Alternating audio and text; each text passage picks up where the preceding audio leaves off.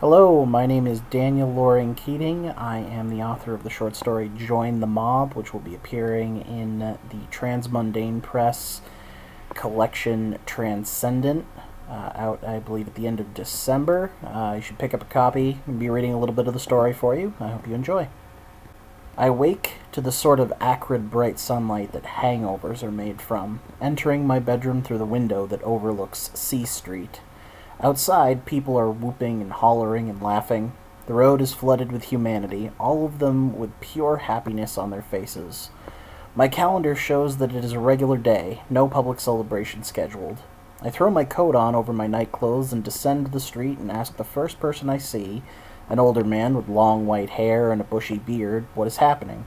And he clasps my hands, tears in his eyes, and says, "Trevor Joyner is dead." We stand there like that, silent, hands together, a few droplets of moisture leaking out of his eyes and onto his face. "Who?"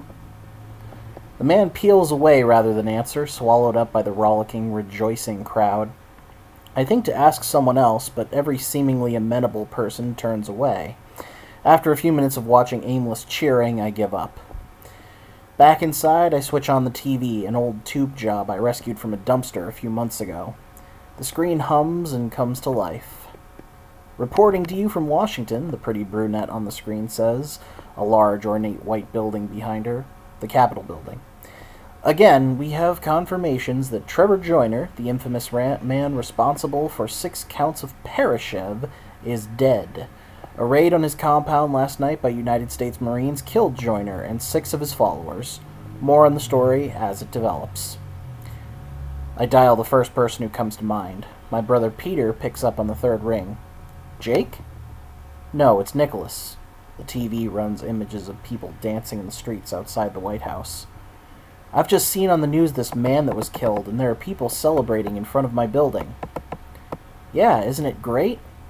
I can barely hear him over the voices and moving bodies in the background. Little firecrackers go off outside my window, and people cheer through the grimy glass. "Who is this man? I've never heard of him before. And what is Parashev? That's what the news said he did, but I've never heard the word before."